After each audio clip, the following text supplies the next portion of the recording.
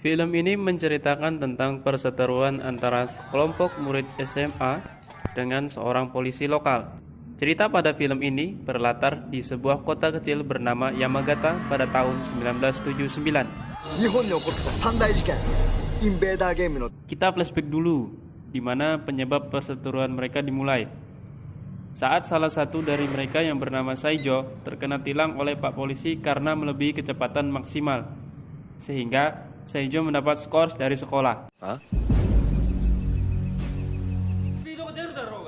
Karena tidak terima, Saijo pun menceritakan kepada teman-temannya untuk merencanakan balas dendam kepada Pak Polisi. Salah seorang temannya yang bernama Mama Cari mendapatkan ide menggunakan sepeda dengan kecepatan di atas 30 km per jam agar terdeteksi radar kecepatan. Dia berpikir sepeda tidak akan terkena tilang dan tidak membutuhkan SIM. Mama Cari menamakan misi pertama ini dengan sebutan Operation Bicycle Storm Rider. Mari kita kembali ke scan di mana misi pertama mereka dimulai. Mama Cari meminta bantuan beberapa teman sekelasnya untuk membantu melakukan misi. Mama Cari terkejut, ternyata salah satu dari mereka adalah ayahnya. Misi pun dimulai. Mama Cari meminta mereka semua untuk melaju bersama melewati radar kecepatan. Polisi pun tidak tinggal diam dan melakukan perlawanan.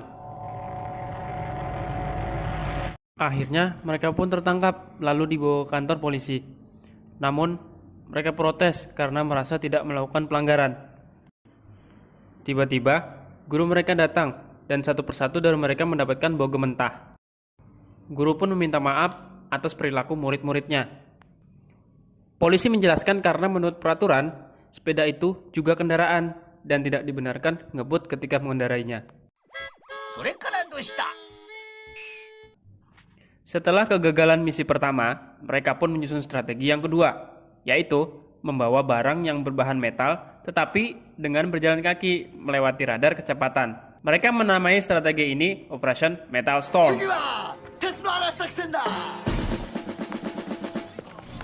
Misi kedua pun dimulai. Mereka berbondong-bondong membawa peralatan yang mengandung metal dan berjalan melewati radar kecepatan. Strategi ini mampu membuat Pak Polisi kesal dan mengejar mereka. Salah seorang dari mereka, yaitu Mama Cari, tertangkap dan diborgol di tiang listrik untuk sementara. Seorang anak kecil yang bernama Mika-chan mencoba membantu Mama Cari melepas borgol. Bukannya lepas, borgol tersebut malah semakin kencang. Akhirnya mereka kembali ke kantor polisi, sama seperti sebelumnya, dan mendapat tamparan dari guru mereka. Tapi kali ini, malah sang guru yang merasa kesakitan.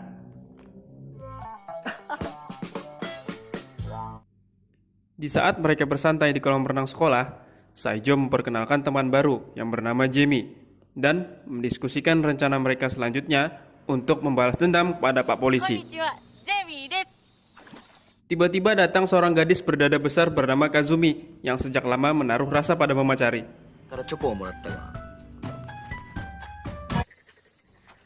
Malam itu, saat Pak Polisi sedang asik nyapuin lantai, Mama Cari, Saijo, dan teman-teman lewat mengendarai sepeda berboncengan. Menurut peraturan di Jepang, bersepeda berboncengan tidak diperbolehkan. Pak Polisi pun mengejar mereka. Di tengah-tengah pengejaran, Saijo dan teman-teman melancarkan serangan dengan menggunakan kembang api yang ditujukan pada Pak Polisi. Dan pada akhirnya, mereka pun kembali ke kantor polisi. Kali ini, Pak Polisi menunjukkan pistol yang membuat mereka ketakutan. Keesokan harinya, mereka pun mendapat hukuman untuk menyapu kuil.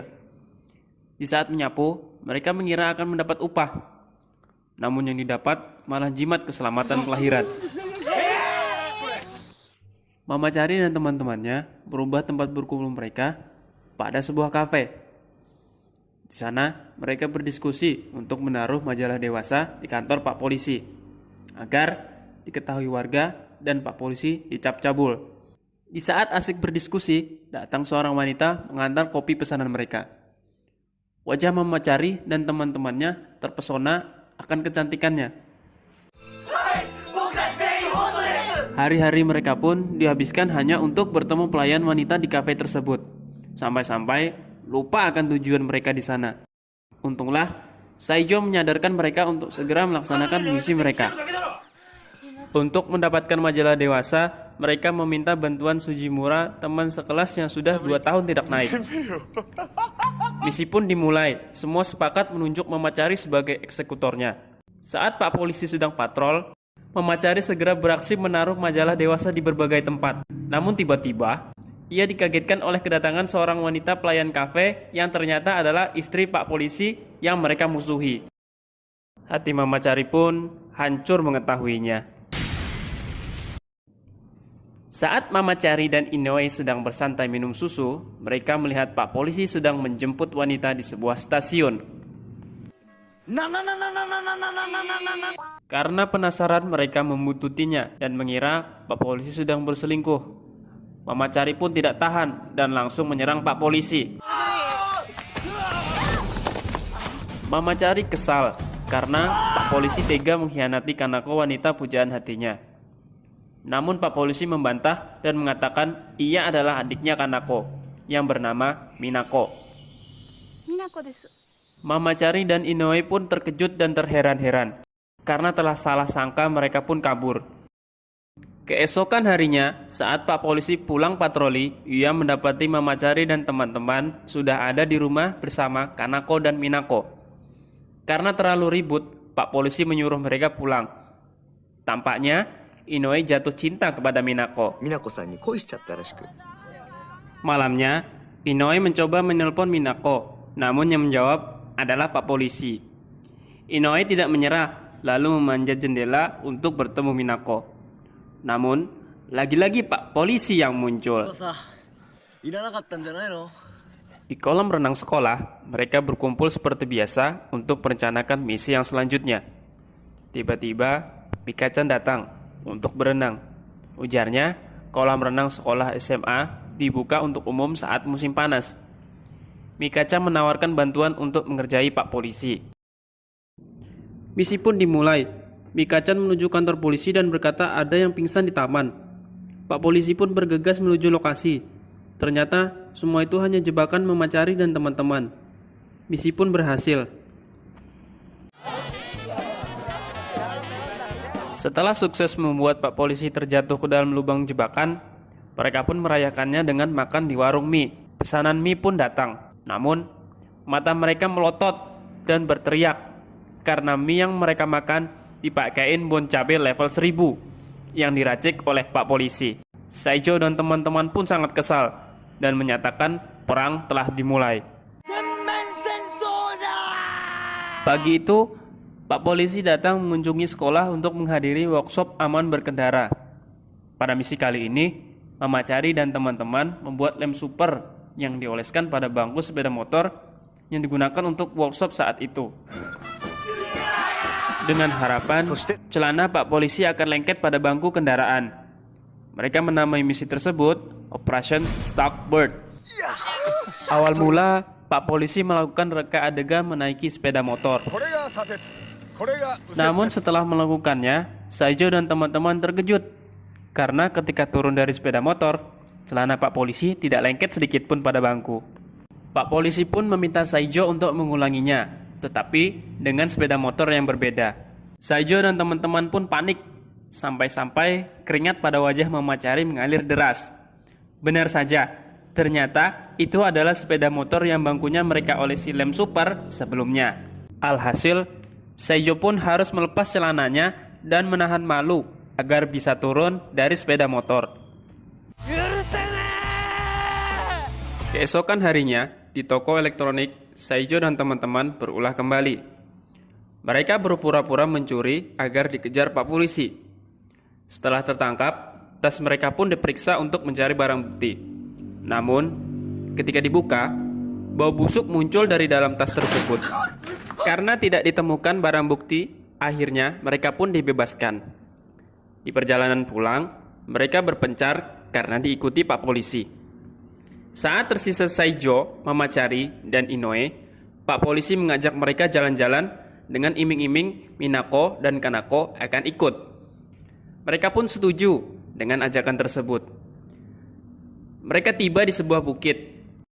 Beralasan mengambil rokok di mobil, ternyata Pak Polisi bersiasat untuk meninggalkan mereka. Yang membuat Mamachari, Saijo, dan Inoue pulang berjalan kaki sampai ke rumah. Di perjalanan pulang, ternyata di dalam laci mobil Pak Polisi sudah dimasukkan kain yang berbau busuk. Mereka pun impas.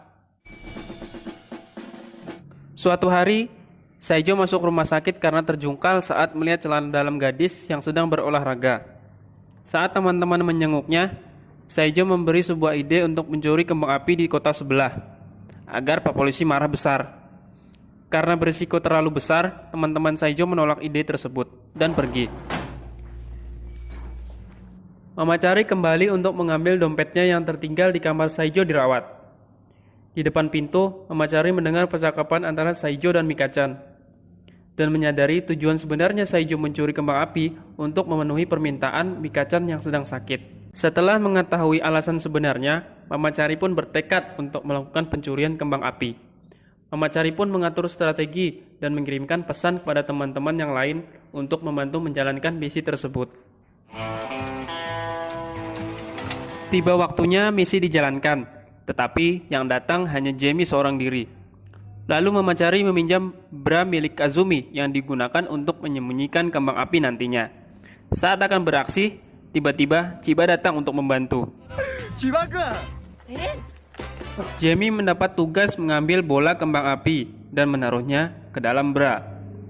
Chiba bertugas untuk mengambil sumbu dan bubuk mesiu, sedangkan Mamachari mengalihkan perhatian kepala teknisi dengan cara mewawancarainya.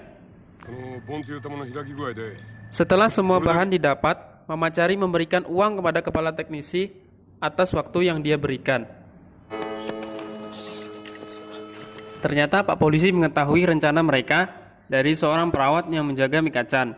Saat Mamachari, Chiba, dan Jamie ingin kembali ke kota, Pak Polisi mencegat mereka. Saat Pak Polisi ingin memeriksa, tiba-tiba terjadi perkelahian di acara festival. Pak Polisi pun bergegas menghampirinya. Ternyata itu adalah ulah Takaki untuk mengalihkan perhatian agar Mamachari dan teman-teman dapat kabur. Mereka pun bergegas kembali ke kota untuk menyalakan kembang api. Saat akan menyalakan kembang api, tiba-tiba Pak Polisi kembali datang untuk menghentikan mereka. Lagi-lagi, perhatian Pak Polisi teralihkan oleh teriakan Inoue. Kali ini, mobil Pak Polisi dibawa kabur oleh Sujimura. Takaki datang bergabung. Tanpa menyiapkan waktu, mereka pun segera menyalakan kembang api.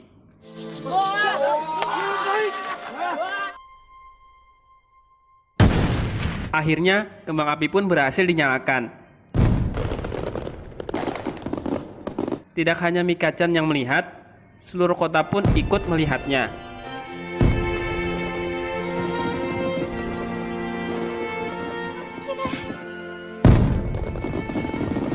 Melihat teman-temannya ditangkap, Saijo marah kepada Pak Polisi. Tetapi semua terkejut melihat kembang api yang seharusnya dinyalakan di kota sebelah malah dinyalakan di kota mereka.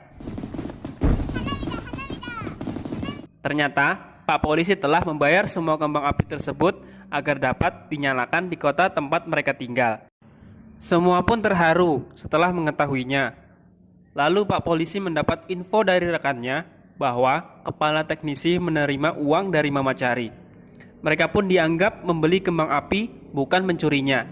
Akhirnya mereka pun dibebaskan. Film pun selesai. Dukung channel kami dengan cara like, komen, dan subscribe ya. Terima kasih.